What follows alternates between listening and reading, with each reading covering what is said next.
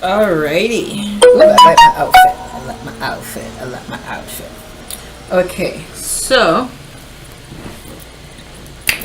just coming in from my canvassing. I'm just gonna relax myself here. And it's been a long night. It's been a long evening. It was a real successful evening. So I've decided to do a video presentation from that was inspired from my door-to-door strategic meeting of the residents. I don't like the word canvassing. It's the meeting of the people. So many of you would recognize this outfit when you watch this video, because you're like, hold on, I remember that outfit. Because yes, it is September 11th 2022, and myself and a supporter of the campaign, a great brother, he joined me today, and we went and we met the residents. So on the way coming back, the conversation came up, and the inspired thought came that, you know what, I'm going to do a video to properly, in a nutshell, explain what my platform and who I am.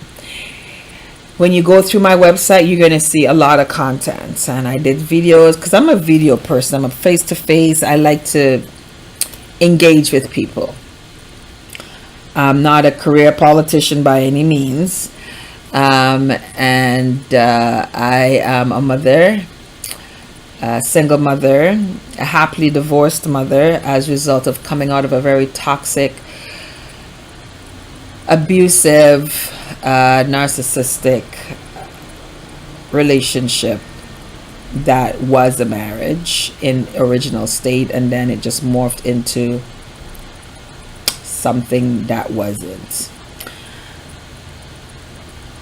Very grateful for the opportunity for me to rise to the occasion to be the woman that I said that I would always be.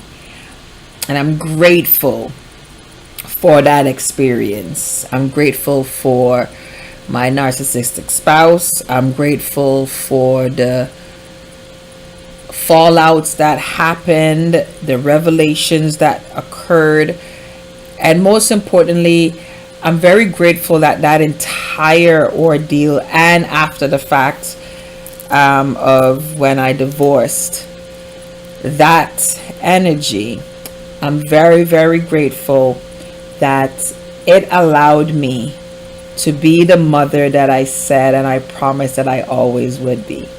We all have trials and we all have tests in life. And now I'm a mirror work coach that assists mothers and women who are going through my journey. And to sit with owning and taking responsibility for the red flags that we missed or that we stayed in longer, and being in a space that is not shame and not blame, a space that is 100% just accountable, taking accountable for your actions and your decisions, so you do not rinse and repeat. You don't want to rinse and repeat this. You want to learn from this. You just don't want this to be a traumatic experience. You like, I better learn something out of this. So taking a positive out of every negative situation is a skill that I am very fortunate to be able to coach women in. How to pull out positives from negative situation. And that entire negative situation, which I'm still living because now I have to co-parent with that energy. In the moment I didn't see it. In reflection, as I do, and this is where miracle work coaching is amazing, because it gives you that space to reflect, that safe space to reflect and to hold the mirror up to oneself. And I was like, wow, I'm grateful for my children in all of their imperfections that we all are. And I'm very grateful for that narcissistic relationship. And the gratitude is not the relationship, but I'm grateful for the ability that relationship gifted me in such a high, intense way. When it really count, when you were really tested, you rose to the occasion and you came out shining. And that's what I got from it. That I rose and was the mother and the woman that I said I was going to be. When I was a little girl, I would say, man, I would never do this, I would never do that. And if I ever had to choose between my children and a lifestyle, I would choose my children. I would never choose a man over my children. Because I saw a lot of that trauma. I saw a lot of that family, friends, and just the environment, and women and mothers choosing toxic men, toxic relationships, abusive relationship over their children. I personally, in my family, had a first cousin that kicked her own daughter out of the house and chose her husband that was not the child's father over her daughter, as a result of the daughter making a statement alleging improprieties, right? And the daughter told my other cousin, which was the sister, and in telling the sister called the authorities. So the daughter didn't go to create trouble. She needed somebody to confide in, so she confided in her aunt, which was the sister of her mother.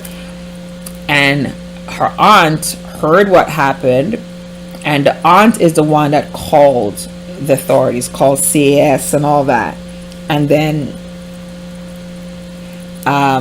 my niece was called down to the office from school, and she's like, and that's when she was aware that it's now escalated because an adult reported it. And then all hell broke loose. At the end of the day, I took my niece in because she was kicked out on the street. My cousin did not believe her. My cousin chose her husband over her daughter's word, instead of saying, okay, we are going to let the process of an investigation to roll out. And that was what was CAS told her. We're going to do an investigation, but they can't reside. Either the husband have to find a place, which the husband had his family too. He had his mother and stuff. Or your daughter's have to be somewhere. She goes, yeah, she kicked her daughter out knowing her daughter had nowhere to go. She was on the street. Her bags put all of her daughter's belongings in garbage bags. And it's a big mess. And I'm thinking, how does that feel as a daughter where you were violated? That's your statement. You couldn't confide in your mother. And I'm like thinking, well, no wonder she couldn't tell you. Look at your response. So she finds someone that's safe to tell them you found out and your decision was this. So that wasn't the reason why I said I wanted to be a different mother, because I was already a mom. I already had my children when that occurred.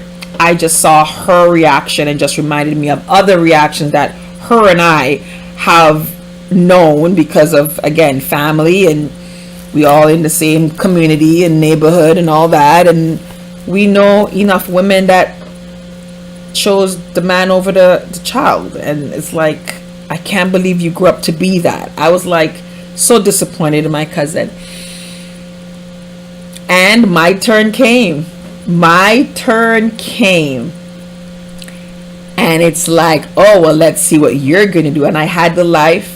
I had the stability. I had everybody. It was just like,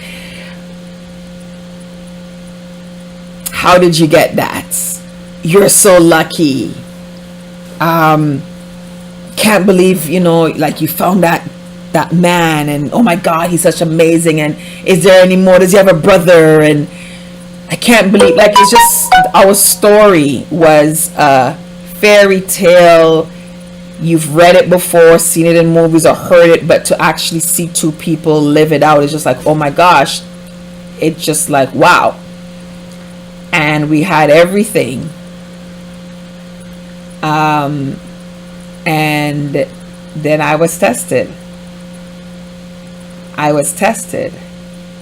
I am funny, when I was in it, I didn't analyze all this. It just occurred, and I was just like, no, no, wrong house. I'm not gonna do that.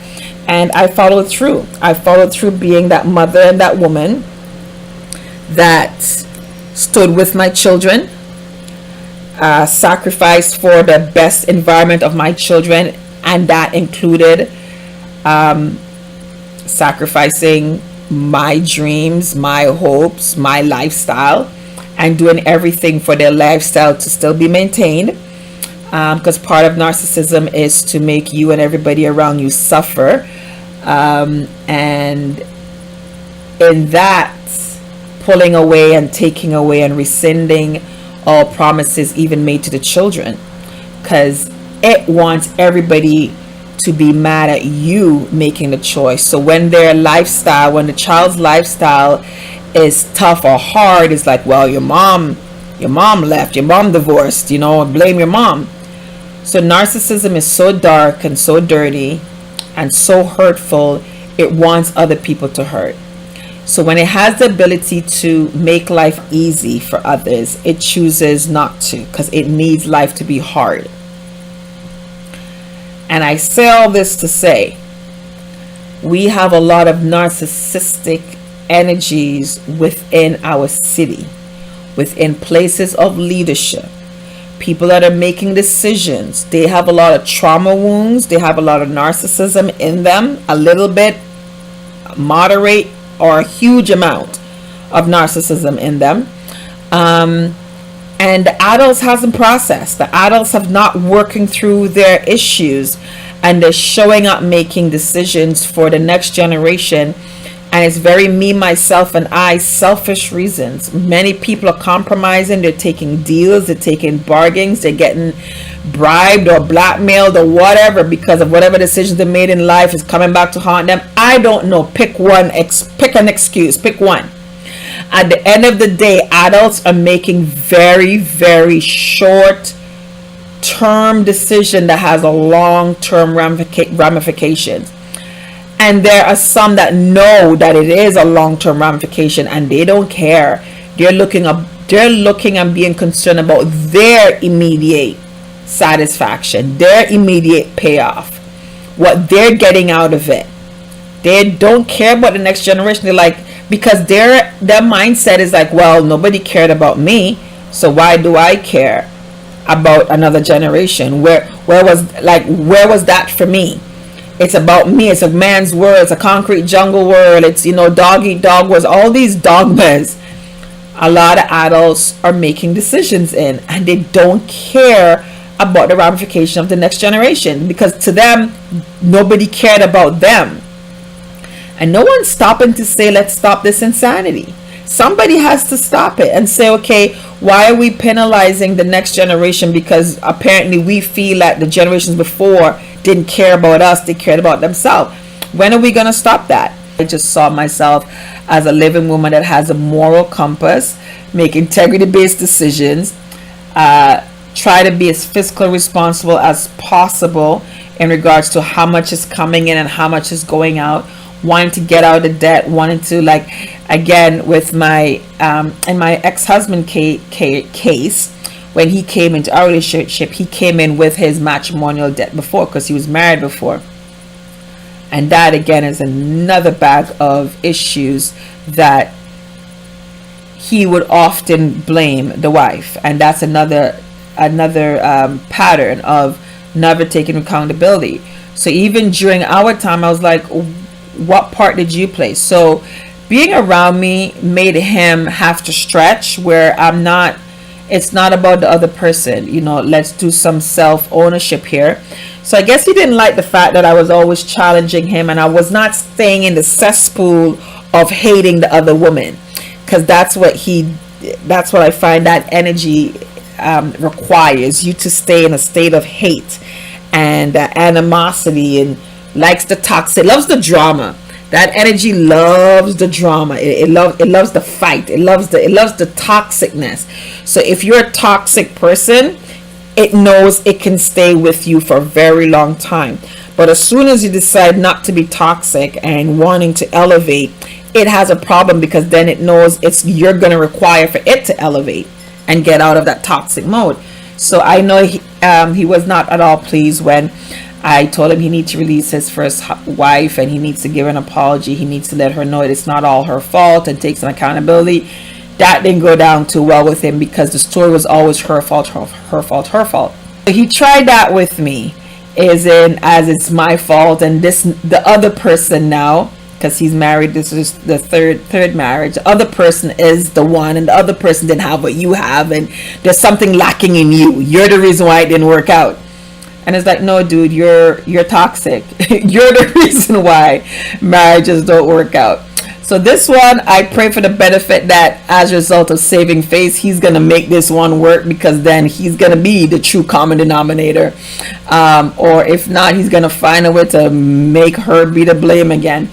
And by all means, she walked into it already being set up that if it doesn't work out, it's your fault. So the setup is already there for the young lady. I'm feeling for her, because she has to stay the course and remaining toxic and not wanting to elevate. Because if she does, it's going to turn on her. So she has to stay toxic. And seems like that is what she's comfortable in, that whole drama toxicity. So it seems like they did find a great match. They are together, and it says soulmates. And that's what I also find in the political realm. I'm going back and forth to show you that personal relationship, business relationship, and this political environment is all the same energy of narcissism. We are in an abusive relationship politically. Our leaders are like husbands who are toxic and abusive. We are in a domestic abusive relationship with our politicians, where they have taken advantage of you. They have made you feel like you are the problem, it's not them. They are requiring for you to make all the sacrifices, and there's no sacrifices from them. This is a top-down type of relationship. There is no dialogue. There is no dignity and respect across the board. It is very abusive. Harsh language is used, and saying, oh, I'm saying this because I love you. It's like, no, you're being abusive. So many things is occurring where I'm just like, wow, we are in an abusive domestic relationship with our political parties and leadership, and they know it. And it's so horrific to see how this is happening on such a magnitude stage. And what I'm seeing is a rinse and repeat in all levels of leadership. And I immigrated here when I was 12. Hard work, making integrity-based decisions. I had a mother and a father that did not support slackness, did not encourage excuses, did not believe in barriers. I grew up, I'm having children of my own, married, and I've had a lot of my members of community that will call me names as a result of where I choose to put my priorities with my money and my time. I've been called Uncle Tom. I've called whitewash. I've called every derogatory statement from my own people as a result of I deciding to use my 24 hours, my 365 days differently. I choose to be a different type of mother. I decide. So we all are given the same 24 hours, unless you're getting 20 and I'm getting 24. Unless I'm getting 4 hours more than you. I believe we're all getting the 365 days, unless you're getting 360 and I'm getting 365, so I have 5 more days. I don't know, but we all are given the same amount of time. What are you doing in your time? What decisions are you making in your time? So when the director of the TDSB is now canceling specialty programs, that's when I'm like, okay, we're going too far, because I'm a product of a specialty program, and I'm a product of a single mother that I believe I came out fine. I have 4 children. I believe they came out fine. Whatever, if they didn't, it's about personal responsibility. It had nothing to do with not being a present mother and not investing, because as a result of putting them in private schooling or giving them alternative options in regards to the extracurricular, investing in tutoring, in piano, they're in languages. They go on the Tuesdays Mandarin. They're taking Mandarin. And everybody's like, oh, well, why are you doing that? You're doing too much. And even my ex would make my children see academic as a negative thing. Oh, your mother put you in that, or that's on your weekends. And I'm like, let them look around the class. They're not the only children there. So there's other children whose parents are also making them go on a Tuesday, on a weekend. So why are you not seeing that other parents are setting up their children? In my community, when they call me all the names because I choose to have my children's time be invested in something else, when I choose to put my money investing in my children, when the director of the Toronto District School Board now says that finances and household income is why children aren't being prepared or not being able, that's hogwash. Because the director and I need to have a face-to-face, and I need to let her know what my family finances was. What my finances is when after I divorced, and it was me that had to continue the lifestyle because the other person went to court and did everything to say they no longer agree that the children should have the lifestyle that we promised them and we brought into this world, making a promise that they're going to have a different outcome, that they're not going to be a statistic. Children did not choose to be here. We made the decision to have children, and this is what we decided their life is going to be. When you step out of that agreement, now why does the children have to suffer? So I had to be the one responsible, because the judge granted him that application saying yes, he's no longer needing to be obligated to the lifestyle that the children are already going into, that he agreed to. He lied and said no, he didn't. Then I have to show the emails of the communication of him agreeing, and the judge still awarded him the ability to get out of that agreement. And basically it's either I put them in the public school system, or I have to find a way to maintain what they were already doing. And the public school system and me were not on good terms, because I see what was already happening. I see the mindset that they were building, especially in children of African descent. So I did what I needed to do. I made the sacrifices.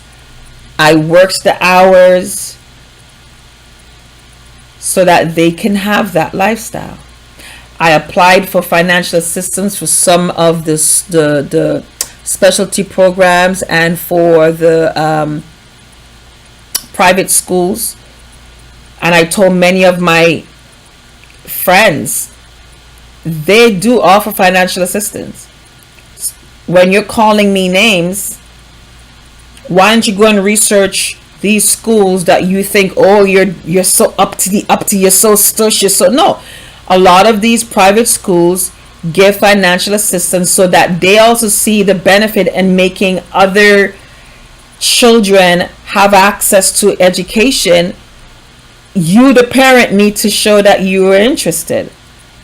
So when the director talks about a family household income, like, that's hogwash. You know that, and I know that. You know that. In our community, I talk about the African community. You guys can hate on me, already hate on me. So what I'm saying is not new. In our community, we have many who are not present. Many who are allocating their resources elsewhere to superficial, nonsensical things. And that money could have gone into your child.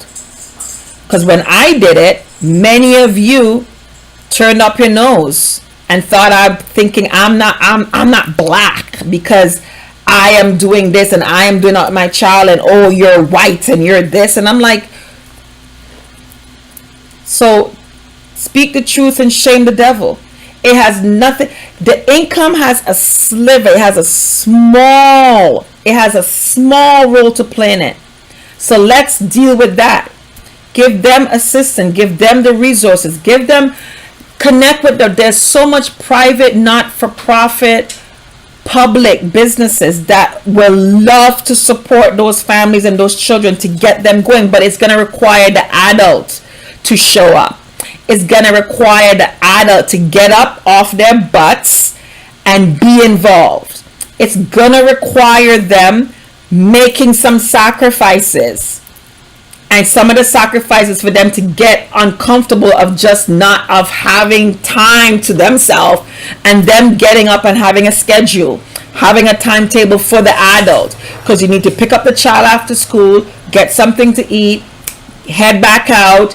You're going to be tutoring. You're going to have extra help. You're going to get whatever. Then we're going to come back. By the time we come back, it's going to be 7, 8 o'clock. Going to get homework done. And we're going to get some tutoring on Tuesday and Wednesday for the homework. That means you got to leave school at 3:30. That means the parent has to be there if they're driving or not.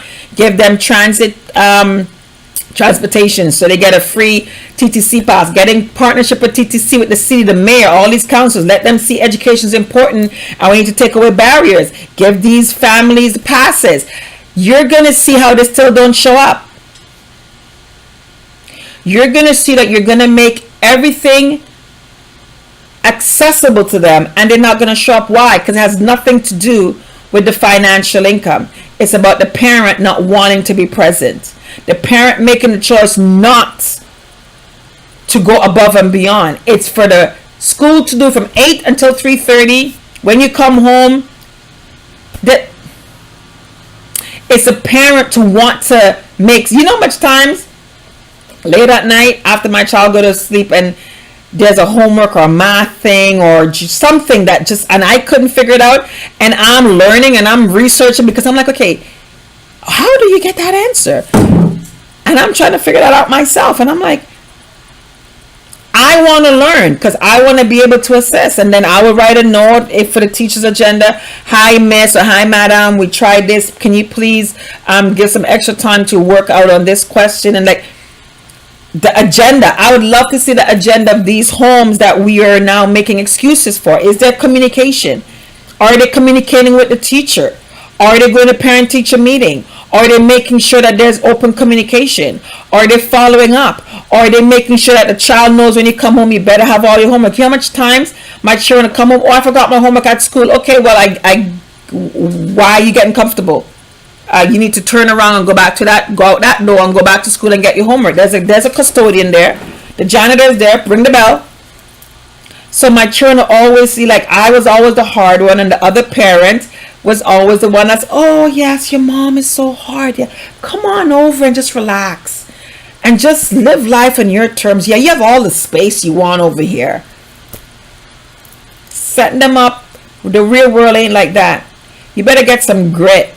You better be determined to get what you want. You want to be laid back and lazy and just have life fall. You're setting up your children for failure. So many of the times, and even my last son, Simeon, reminded me of that. Because his older brother is, acting up and acting like, and he's just like, what is he talking about? Like, your consequence, you remember, she's like, Mom, remember your consequence when he would come home forgetting his homework, you would send him back to school? I'm like, yeah, you forgot. I'm like, you remembered. I'm like, I forgot I used to do that. I'm like, oh yeah, because I haven't done that in a long time because of COVID for 2 years. I haven't been done that. So he was like, and my last son, no issues. He's like, I think he's learned from the other three, like, you know what? Fly right, keep your nose clean, and you and mom will have a perfect thumbs up, perfect, A-okay, thumbs up relationship. However, hand gestures, that means okay. A lot of you guys get all crazy. So, thumbs up, you and mom will be great, right? And he remembered that. He goes, yeah, I remember that, you sent him back. And because in the French immersion program, it's not the local school around the area. So many times he had to get back on the bus. I think one time his consequence was to walk back. I'm like, man, when I was your age, I had to, at least you got TTC bus. You need to remember your homework. You have homework. How are you going to leave school and you're going to remember it when we open up the bag I'm like, well, you're here and the homework is in the school. So we have a problem. How is the homework and you going to come together? So you need to go Listen, I was not joking. I said a very intentional message to my children. When it comes to me and your learning, don't joke with it, because I'm not joking with it. And I'm so dead serious. Dead serious. So when they're here, there's a high level of performance, and they all have attained it. They all have attained it. My older daughter, every university she applied to, all the top universities in Canada she applied to for what she wanted, she got accepted. We went to the open houses for all of them, and then she was able to pick the one that she wanted to. One of the top ones not just in Canada, but internationally, right? So she's out there doing her thing.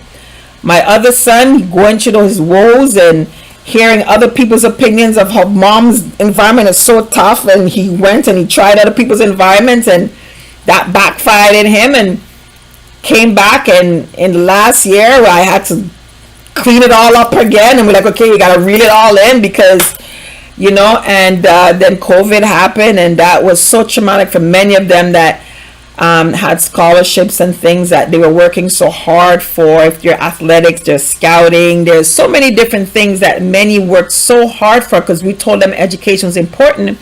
And then we had adults that made unilateral decisions when they had the ability to have a dialogue, and they decided to shut things down and kill the hopes and dreams of so many. Scholarships were gone, scholarships were dead, because there was no travel. Borders, everything was shut. Globally, it was shut. So children lost their scholarships. They lost a whole year. Whoever was graduating in 2020 got screwed. Especially those who were doing for athletic scholarships. It's gone. Freshman, whatever is done.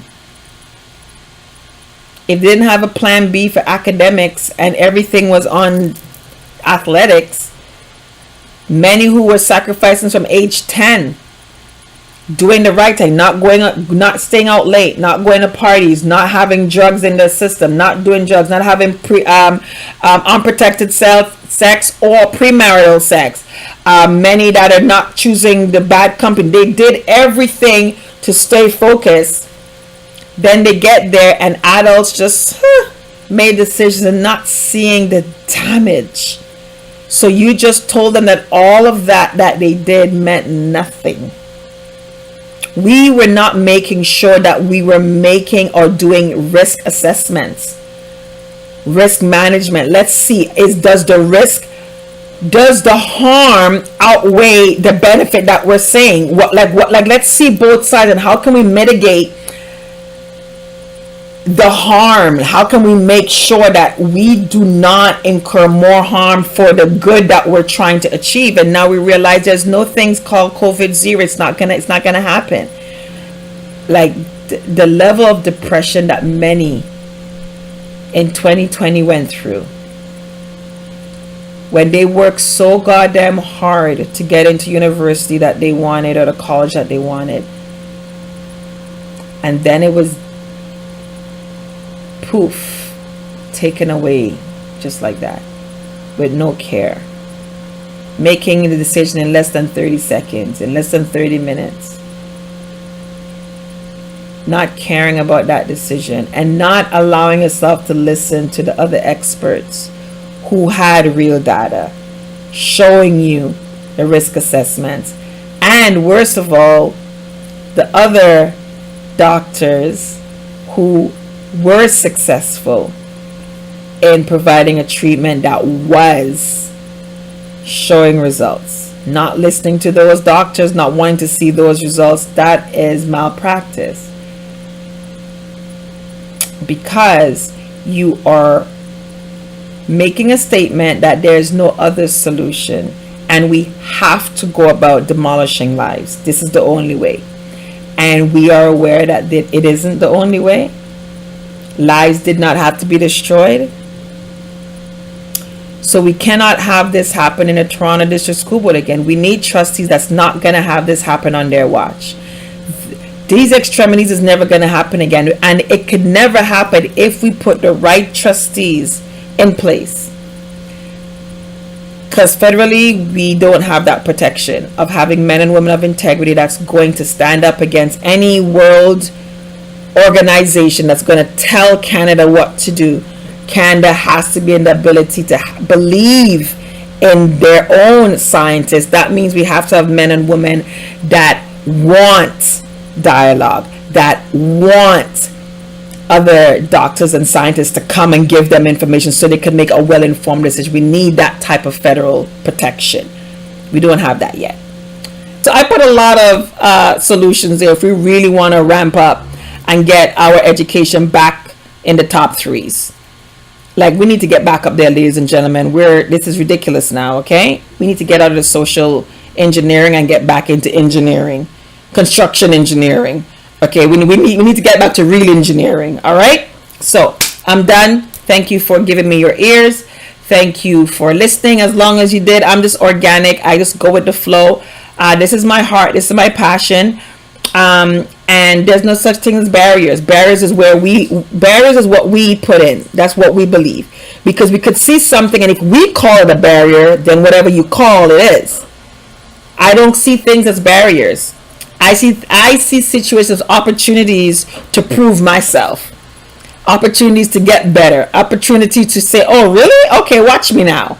A barrier is what you call it. If you call it a barrier, guess what it is? It's a barrier.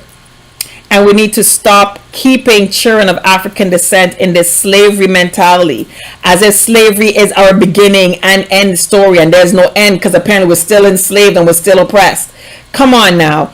Our story is rich, vibrant, and powerful before colonization. Where's that story? So if you really want to uplift the children of African descent, and I said that on my page, if you really want to uplift the children of African descent, make February not just a story of rehashing the slavery story no. How about it be a powerful curriculum from September to June, where all they're hearing in every subject is how their people contributed to the subject, because this subject was around way before colonization in our culture. Up until now, you can't figure out the pyramids. Science, astrology, that's our thing. Why are you not incorporating that in the curriculum? Let them see themselves in the curriculum. And while you're at it, throw in other cultures' contribution to the curriculums. Let math be relevant, because math is, listen, the bridge in India got to stand up just like the bridge over here. The bridge in Nigeria, the bridge in Ethiopia, before all of our high-tech convoluted stuff, there. Come on now, stop. Let's stop the lies. Come on, let's stop the lies. Every culture is genius in their own way. Every culture had a system that made and erected structures that up until now we are trying to figure it out. So stop acting like math is just Western brilliance. Stop it. Geography, mapping. We own the seas. We own the trade.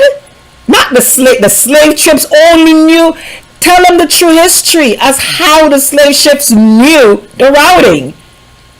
The Moors, our people, they run the seas. They run the waters. You want to talk about geography and mapping? Astrology? Come on now. Let's bring the positives of people's cultures for them to see how brilliant their people were, and that means that they are. Their people were brilliant. They were able to create amazing out of nothing. And prior to colonization, they had civilizations already talking about irrigation. You talk about irrigation system. Listen, tell the truth about cultures. Now that would also require Teachers College to revamp their curriculum, right? Teachers are going to also be taught about the subjects from other cultures. They're gonna have projects as candidates in Teachers College to research science, history, geography from other cultures, the amazing contributions, and then see how when they now graduate as teachers coming into our classrooms, how are they going to incorporate all that rich knowledge that they found out into their curriculum and make their students be passionate about learning, excited about learning. Because they're hearing themselves, hearing their people, hearing their contribution. They know they can do it because my ancestors did. Oh my gosh, I learned this, and we're from brilliant DNA.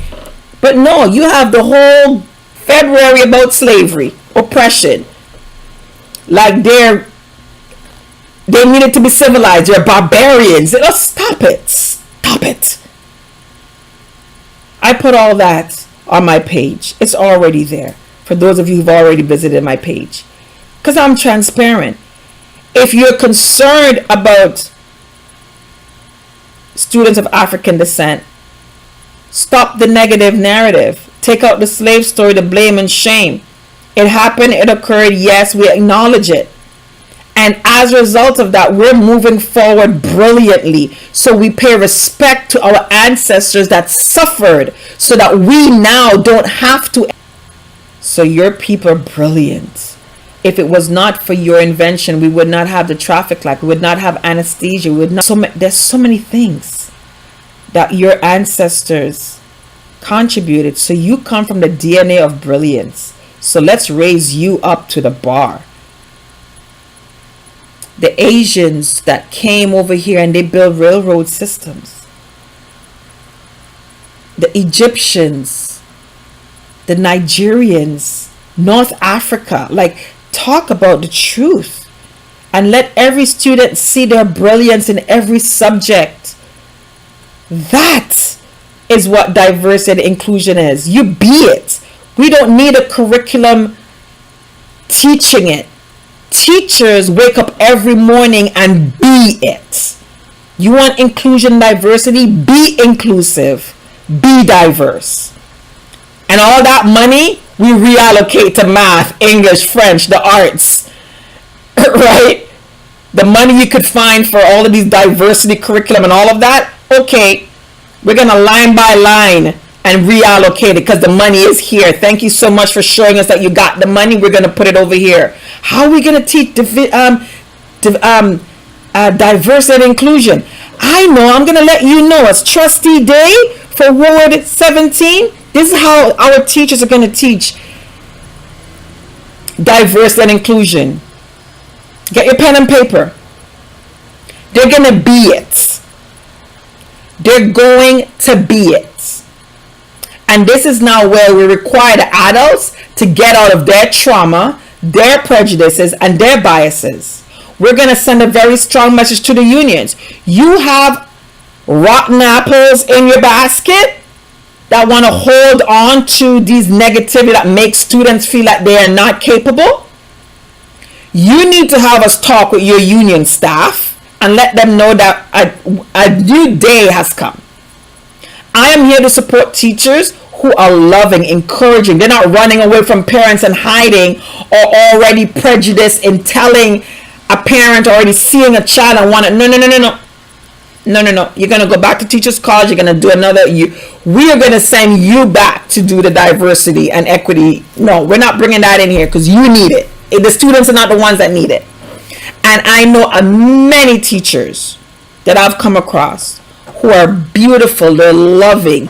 They see every child as capable and they're there.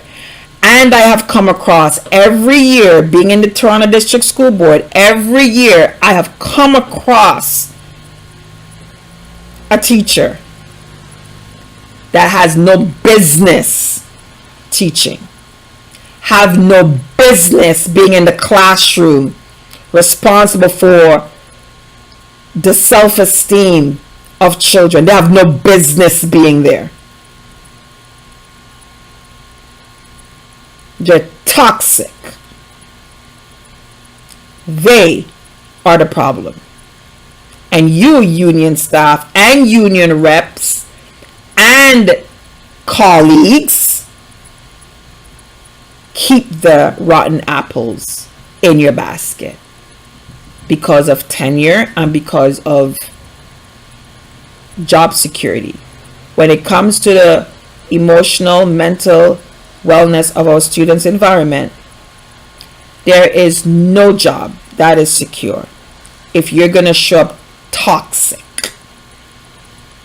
And it is very easy to identify students that are in a toxic classroom. It's very easy to identify. And I'm not going to tell you right now. This is Lady O. Stay in action with faith and possibility. Walk in and protect your light. Your purpose will find you. Say what you mean and live like you mean what you say. Go check out my campaign page. A message. Give me your feedback. My videos are transparent. I'm not mixing any words. That's who I've been. And many trustees and superintendents have already met me. The director of the TDSB, her and I have crossed paths many moons and decades ago when she was a superintendent, for me advocating for my children and other children in the school that my children resided in. Because when I go to clean house, I just don't clean house for my children. I clean house for all the children that were there before, where someone didn't clean it, and I made sure I clean it for those that's coming after my job. After my children leave, because my children after we we're good. And I'm cleaning it for those behind, because it's not just about me, myself, and I. So the director of the school board and I have already crossed paths, and we've worked well together. I'm not too sure what's happening right now. I'm seeing some decisions, I'm seeing some moves, and I'm like, what? I don't recognize this person. Things are not making sense as to what is being done and what's being said. And I don't know who her sounding board is. I don't know who's in her mix, but my open statement to her, Colleen Russell Rollins. I knew you as Colleen Russell. I don't know who your advisory panel and board and surroundings are. And you're being misled. You're highly educated, and that is why I am something is not being properly thought out here. I'm not too sure what information is being presented to you, why you're making this. We need to have a talk and we need to have a conversation, because I don't know where this is coming from. It's not making any sense what the justification is for what is being done. Because you and I know, when it comes to children of African descent and we're talking about households, that statement is me, the statement of the why. And I went to Wexford. I went to its art school. Fashion was my thing. My parents came up because of fashion.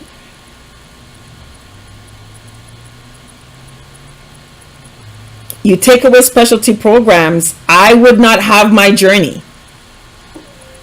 And I got there because of grit, hard work, and my mother and father's high level of expectation for performance. We can't come in that house with a certain grades. Are you crazy? And who are we going to blame? Oh, the white teacher? Oh, because come again? Who are you blaming? I'm sorry. Let me see your test. Which question was racial? Listen, you do not want to bring certain nonsense with my father. You're blaming your failure because the teacher's white? Let me see the test. Because I want to see the answers, and I want to see my father don't joke. My father call it. Can you send me? Because I want to see the test, and I want to see my daughter's answers and see how you gave her a failing mark because you're white. You cannot come to my father with some nonsense and blame color, because my dad's like, was the answer A, B, or C? What was the right answer? A, and you did B? Where's the racism in there? That means you didn't get the question. You didn't get the equation. I want to know what was the answer? What did you put down? Like stop it. So but again, as I said, that never occurred because we didn't, like, that was never part of an excuse, because there was no excuse. There's a level of expectation to rise to, and it's a matter of also proving yourself. Not like, listen, Colleen, love to have a one-on-one with you. Love to hear where you're coming from. Want to hear the dialogue and the reasoning, the true reasoning behind it. Because your reasoning is setting all students, including the ones you say you're helping, you're setting them up for failure. Because the real world requires grit. It requires perseverance. And it has nothing to do with a color. We're DNA designed to always be excellent. We come from a creator. Religious or not, that's excellent. Not mediocre. Not lazy. Excellence. Look at how this world was created. Who could create this? Who could create human? Look at every moving molecule. That's brilliance. And that same creator said, let us make man in our image, in our likeness. Which likeness is lazy, lackadaisical, making excuse, is a victim. That's not the image that we were created in.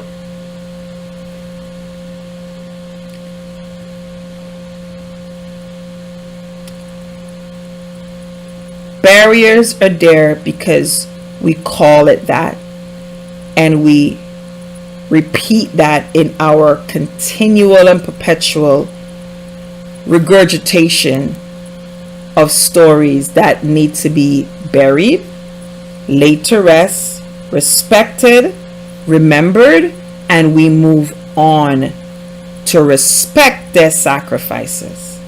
We move on. When we find those who are stuck, we deal with them. You find teachers that are stuck. You find law enforcement that is stuck. You find landlords that are stuck, property managers. When you find individuals who are stuck in the prejudice, and you deal with them and say, listen, we don't tolerate that. On a business level, on every level, when you find the individuals who are moving like that, address them. Stop the conversation. All right? I'm signing off for real this time. Thank you guys so much for listening and just enjoying the conversation with me. I hope you enjoy it, and I hope you learn something from it. I hope I inspire you. I hope I empower you, and most of all, I truly hope I get your vote. All right? Have a wonderful rest of your day. Bye-bye.